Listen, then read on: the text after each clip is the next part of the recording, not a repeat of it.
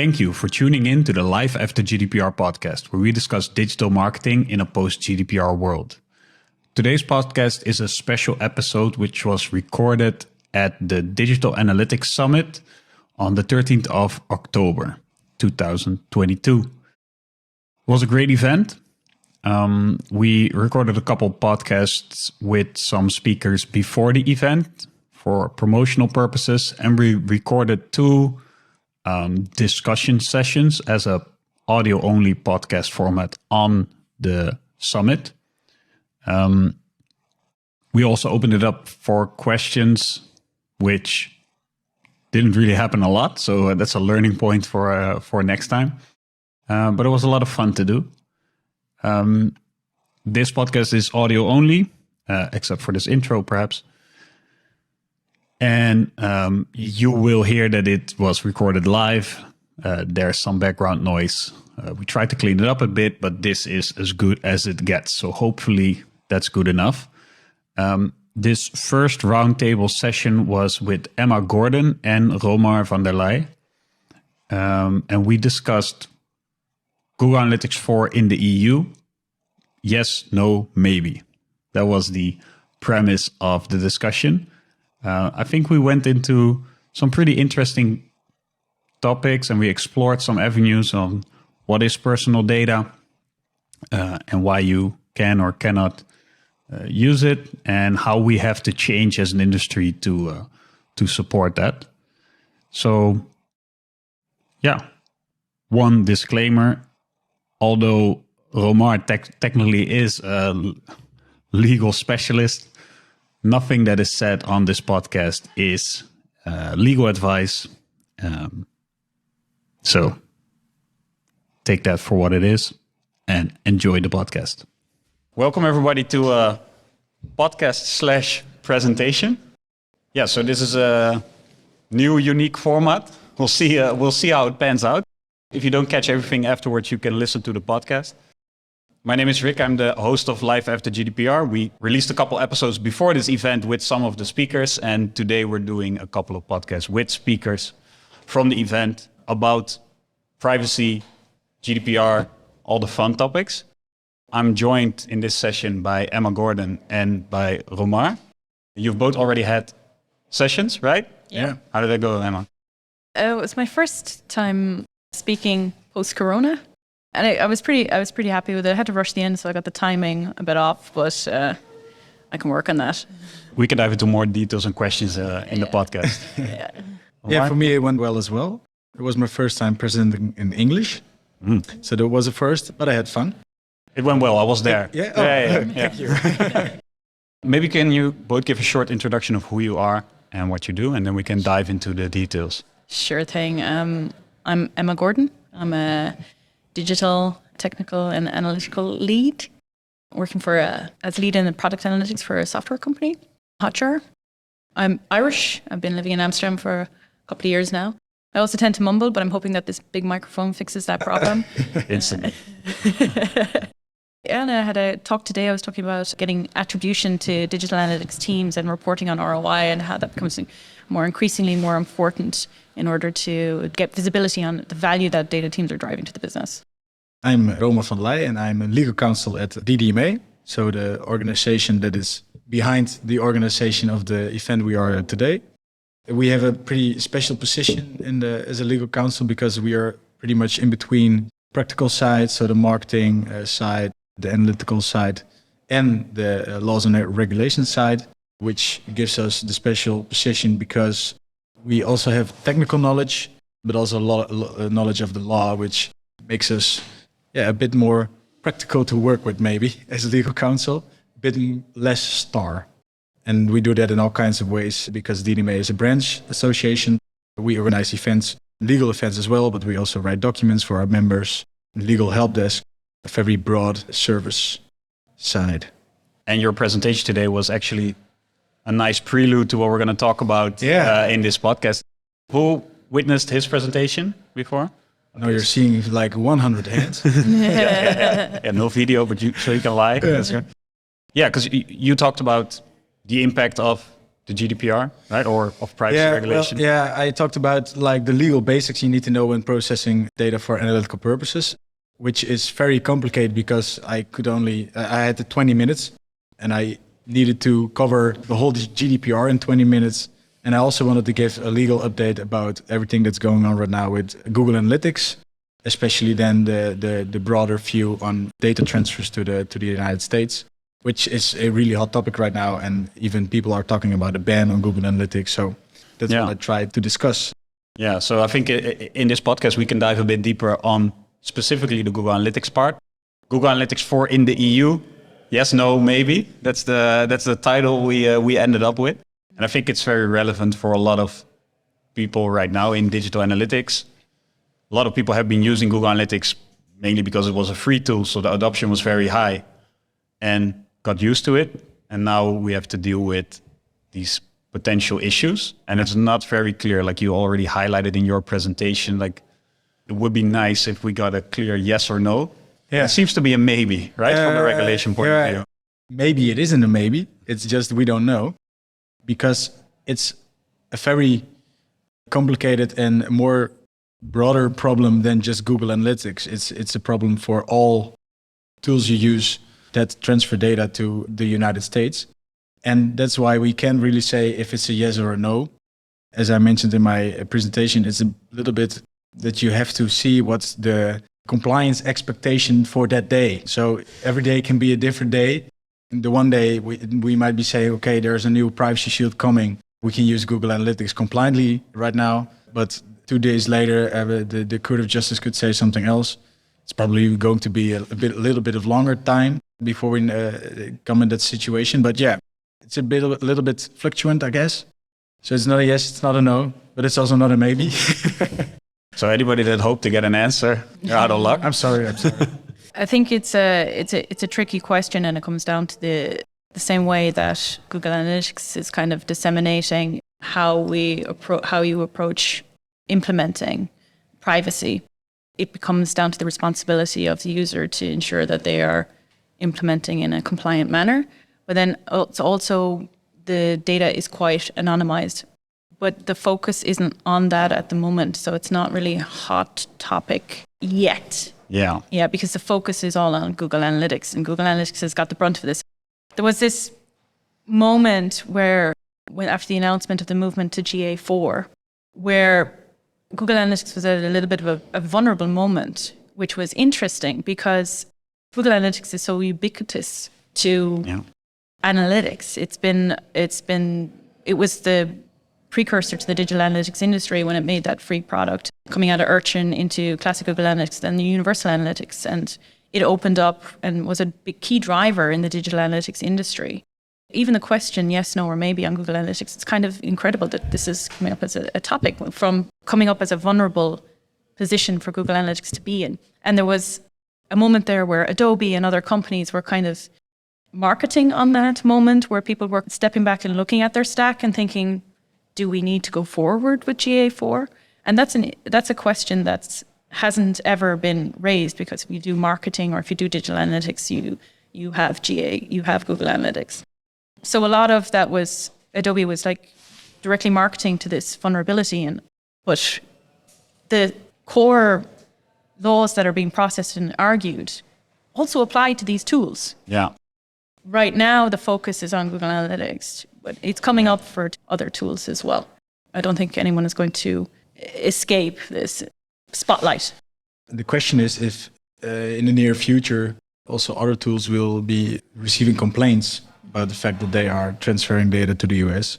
And if DPAs are investigating that, taking decisions on that, then we would be knowing more. But until that, nobody really knows if Hotjar or any other marketing tool used or analytical tool used that sends data to the US is compliant or not. Yeah. Because it's always, DPAs can only, so data protection authorities can only take decisions on specific circumstances. They can only assess whether the processing of personal data in those circumstances are in line with the GDPR or not. So that's what makes it difficult to say yes, no, or maybe, because it's not like a very overviewing decision that DPA makes. So we'll end up with it depends.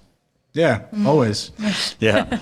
I think that we raise a couple of important points. So one is the vulnerability of Google. I was also like the timing of introducing GA4, which in my opinion was not really ready for, going out of beta at that moment. Maybe arguably today, even not. And then getting these privacy issues at the same time that really, like you said, it was so ubiquitous that it's almost strange to think like, will many people now switch to Piwik, Matomo, whatever kind of, other solution, but they really opened it up for that. The fact that I feel like Google is being picked on to set an example, which probably makes sense. Like if you're going to do it, might as well go for Google, right? So that's probably the logic of none of your business as well. Like file complaints against Facebook and Google, and then if it applies to them, probably it should apply to others. But like you said, it's all on a case by case basis, which makes it really hard for us practitioners who are, not interested in legal battles. We want to know like if what we are doing is allowed or not and how we should adapt. Maybe better said, you just want to do stuff. Yeah. And even not be thinking about if it's legally possible, but just, and we discussed it before the podcast, if it's more an ethical question internally in your organization, do you think we can do this or not? And that's just a legal question. I think like with server side as well and on these other technologies, the responsibility for enacting privacy has decentralized back to the implementers of Google Analytics. So because it's happening server side, which is not quite a black box, but you can do a lot of enrichment in the data as it's sent server side that puts it outside the client's view. It becomes your responsibility to ensure that you are compliant in that. And then this kind of decentralizes the responsibility because I think everyone's kind of hoping for a kind of a structured guidance that they can just adhere to, but it's not. It's coming down to individual implementations. Yeah. And then it becomes a question that you have to figure out yourself. First of all, we have to determine what is personal data? What is privacy? And I know you had a guest on the podcast, I can't recall, who made a really good observation of what personal data is, of privacy. Hannes Kool from Tracken, Yeah, about it opening and closing doors in the future. But that kind of interpretation of that is falling back to the broader public and users, us, to kind of get a grip on. It's not solidified. It's kind of it's quite a liquid definition. We have to kind of think about the ethics of that and about what we're doing. If we were to look at the ethics of data, I'm going to open this topic a little bit. It's a big topic, right? So and there's a lot of conversations on it. If you're writing AI algorithms, you're going to have a data ethics. You should have a data ethics mindset, and you should be looking into topics like Race Against Technology by Ruha Benjamin and this kind of reading, which kind of opens up how we compound biases into AI. That's kind of data ethics very heavily and in your forefront of your mind. But there's also the data ethics that we have as marketeers and digital analysts that we don't think that we are in control of, but we are. So we compound biases with the segments we create. We compound biases with the way we advertise, the way we market. And then also about how we control, use, and then there's the bigger issues of controlling how we use data, how we control it, and also how if we're selling it, sending it to third parties. It's kind of a smaller version of the data ethics, but something that we are responsible for and something we're responsible for understanding, knowing, acknowledging, and bringing into our workflows. And now it's with server side, it's become something that we are now in control of. From a legal perspective, to add is that at DDMA, we often say things that are an ethical discussion right now will probably become laws and regulations in 4 or 5 years. So we're seeing that right now with the AI regulation. A lot of things going on. In Holland, in the Netherlands, we had with our tax office some problems with AI systems. So there's a lot of attention right now. And earlier this year, the European Commission did a proposal for an AI Act for the whole European area based on the risk for individuals that an AI system can have. And depending on that risk, the higher the risk, the more rules and regulations apply, and the lower the risk. But that's from an ethical perspective, always, if there's an ethical discussion right now, you probably can say for sure that in 4 or 5 years, there will be a law or regulation. Mm-hmm. That's a normal flow. Let's zoom in on that a little bit, because so for the people in the room right now, who is who works in a marketing organization where there's more than 100 people that work on digital marketing, like within your company? More than 50? More than 10? And less than 10? So the majority, although this is not a really great sample size, right? But the majority is like, let's say between 1 and 25. How reasonable is it? Like these things, like thinking about data ethics, right? So we're coming from a world where we had an analytics tool that helped us optimize our digital marketing campaigns and spend and return on investment. And it feels for a lot of companies, feels like an added job on top of it. Yeah. Right. So it feels like things are being taken away and we have to do like more. A setback. Yeah, exactly. So how do you see I could argue for a large bank or a large corporation, okay, they just have to employ him. I'm looking at you. They have to employ people for that, right? They have the budget for it. They have to look into it. But for small, medium-sized businesses, how do you see this playing out? Yeah, it's a bit difficult for me to say because I'm not really involved in shaping teams and shaping organizations in their organizational structures with the persons they attract and they employ.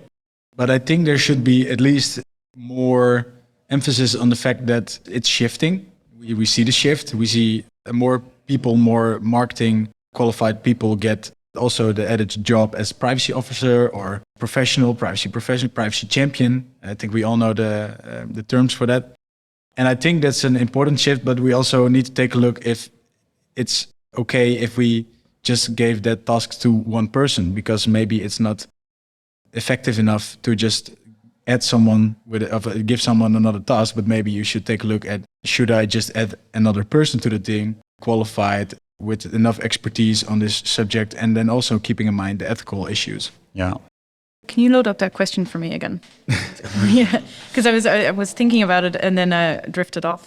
Yeah. So the issue I could see for a lot of small, medium-sized businesses, they have been using analytics to perform marketing, return on investment, and now they have to add an FTE. Let's call it what it is. They have to add an FTE that is full on privacy just to be able to use that data. I think that's going to be the end result of all this. Like every company that wants to use data will have to have an FTE dedicated to that, because otherwise you're exposed to too much risk. I don't know. Is there something? I don't know if that's a bad thing in any way. I think that it's taking this as a responsibility that we have to be aware of and taking care of in how we process our workflows is important. I think with it though there's this enormous gray area emerging right now, and it's quite it can be quite confusing. It's shifting, the goalposts are moving. They will have to have that FTE in order to keep on top of it and to ensure that compliancy. I don't know if we can say that it's necessarily like a drag or a pull down on the budget or the way we have to shape teams if we have to open this new role. It's just part of the dissemination of data teams from being, like in 2012, 1 or 2 web analysts to now being these tribes, which are, according to the Spotify model, which are the data engineering, growth analytics, product analytics, and data privacy and compliance. It's just part of the whole of producing a data product. I think I agree. I think this is the hard sell. Like, so I consult small, medium-sized businesses, and this is basically the hard sell. Like, people are losing, like they feel like they're losing out, right? Because so what they had, they can still have it, but then they're basically exposed to risk, or they have to minimize, right? So they have to eliminate all personal data and accept that they can do less with it, or they have to get this FTE in. But this is, I think, where we've been a little bit spoiled. Yeah, definitely. Because of Google Analytics, quite well-rounded report interface was free. Yeah. And with that kind of came a little bit, it kind of got hard to sell the value of data because we used to having it as such a low budget. It kind of distorted the expectations that you should have, actually. Yeah. And now to get the value, and that's what I was kind of talking earlier about, processing ROI and pushing it to VP and director level proactively, is because budget requirement for getting that value has now increased. But Yeah. that doesn't mean that you're deriving less value from it. It doesn't mean that it's still not driving value and revenue to your business. You just have to cut a little bit out of the pie. Yeah, and that could result in deciding that in this new reality, the ROI is negative and maybe you shouldn't do it, right? That's also a possible outcome. It's a possible outcome. Yeah. Yeah. It's a possible outcome. Or you have a data set that you have tried to use the settings in GA4 to make it as compliant as possible, obfuscate the IP addresses, remove them completely, sorry. And then just have a more generalized data set for more generalized trends. And if that's acceptable to drive your business, then that's what you do. I want to also open it up for questions. We have a microphone on a chair here if anybody wants to jump in with a question about GA4. Meanwhile, we can just keep it going. But if you want to ask a question, feel free to grab a free shot to be in the podcast. That's also so. Yeah. No company promotion. No. So for you, from the DDMA's point of view, like you try to help organizations navigate through this, right? I know it's a hot topic. The website is full of articles about this. What do you feel is the main challenge for companies that are currently using Google Analytics, and what are the questions that you get? The main challenge is understanding what's happening and get a grip on what's actually the problem going on, and then in context, and then you have to place it in context. How important is it that we do something with this? I see you nodding, but I hope you can understand what I mean. So there are a lot of companies that know, okay, there's something going on with Google Analytics, there's something going on with data transfers, but what is going on? So in detail, and what do we need to do with it? Do we need to take action? Do we need to stop using Google Analytics? And what are the most important steps we need to take right now? So the problem is, as you said before, you would like a guideline. So here are 6 steps you need to do, and then you're fine. It's not that easy. At this moment, it's just like a balance of risks inside your own organization. So knowing that at this moment in time, transferring data to the United States isn't compliant according to Schrems 2 and everything that happened in that case. Personal data, right? Personal data, yeah. Knowing that there is a risk that a DPA receives a complaint of you using any tool, not just Google Analytics, any tool transferring that personal data. Is it a big risk for you?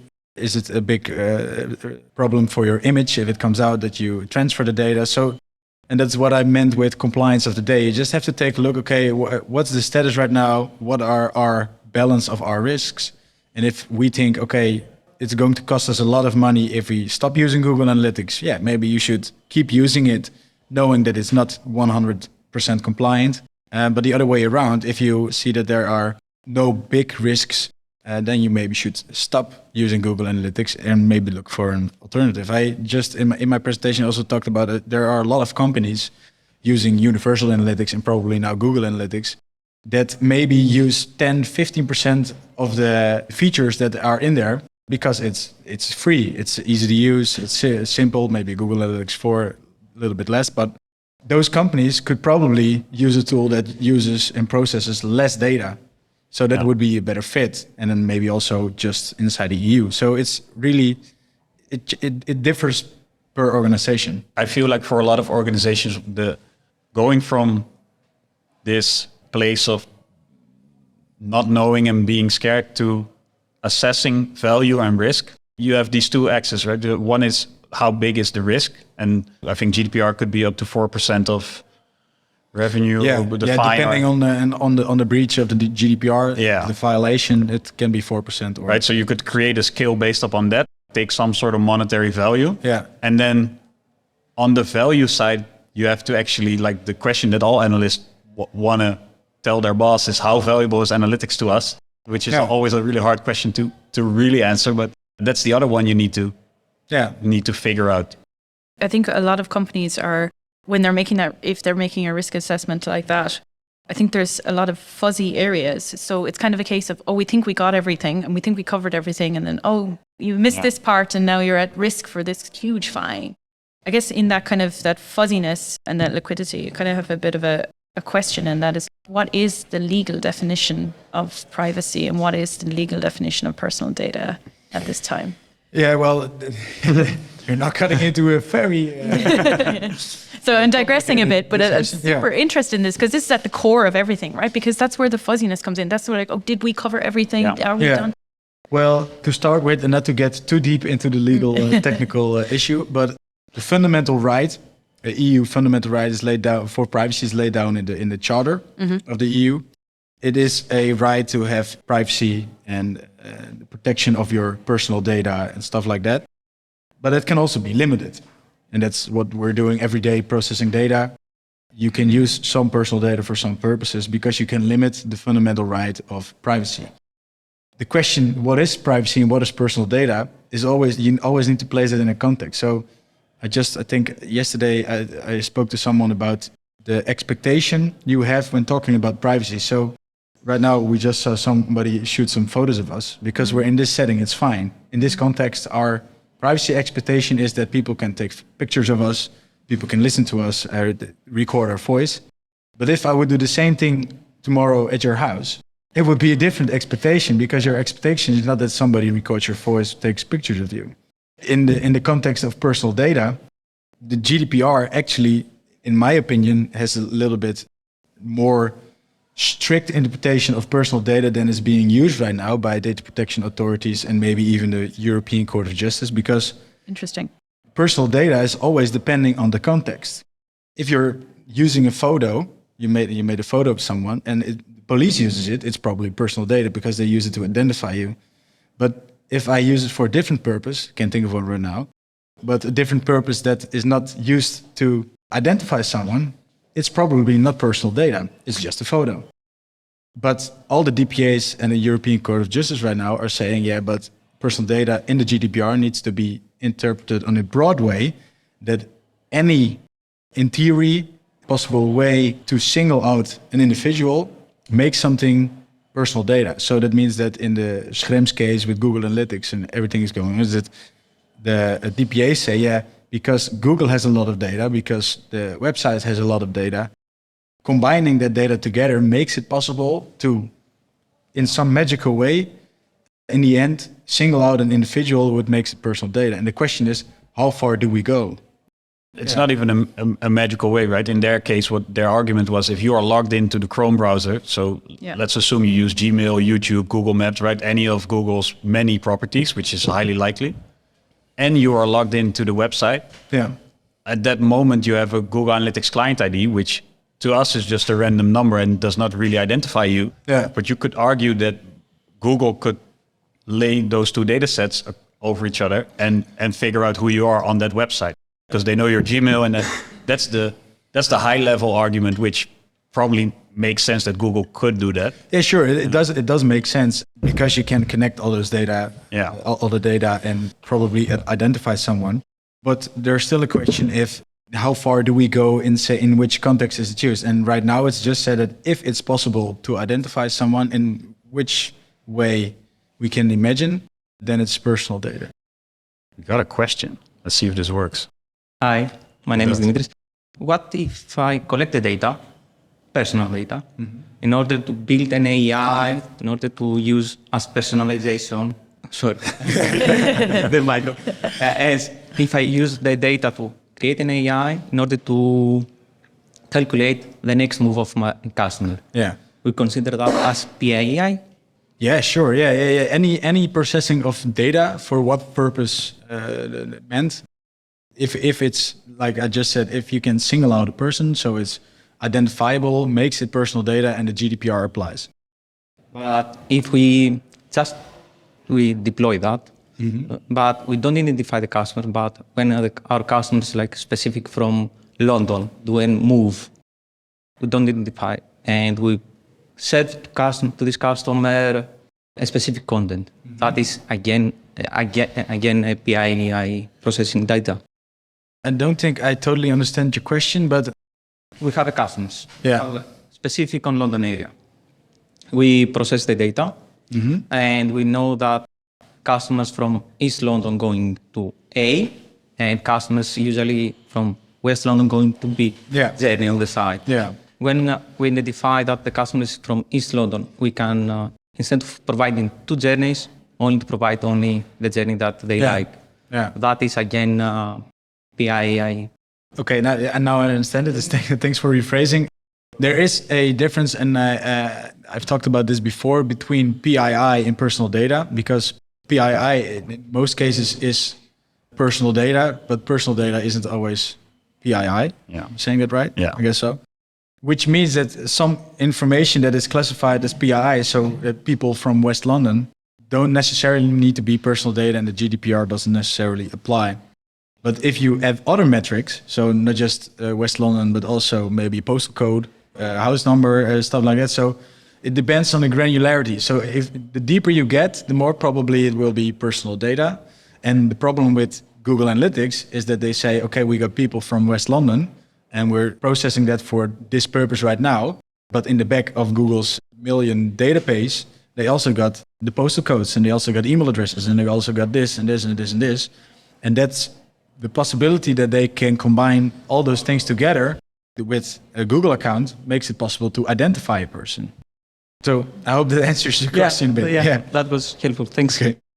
So it's the compounding of these less sensitive PII pieces of information together that is forming a more identifiable profile. Yeah. Yeah. So it's not the one individual piece. And it's like the compounding. privacy by design principle. Like it's about trying to make sure that something that could happen cannot happen by not having the building blocks for it, basically. So even like in Google's case, like in Google Analytics, we check the boxes like don't use the data for advertising, don't use it. But the thing is, Google could, in theory, like if they were nefarious, they could. And that's what it's about. Not necessarily that it's actually technically already happening. It might. We don't know what happens at Google's end, but it's about the fact that they could. Yeah, and the problem is that that's not really a problem, but Google always comes out with statements that we don't do that. Yeah. We don't receive requests from a national security agency, so everything is fine. Yeah. Leave us. But the EDPB, which is like the motherboard of all DPAs in Europe, also wrote out in a guideline that statements by companies that they don't do stuff because they have organizational measures, that piece of information on its own is not enough to say it's not happening. Yeah. Which I can understand. I think with the question just asked, differentiating East London and West London users and basically doing website personalization based on whether you're from East or West London.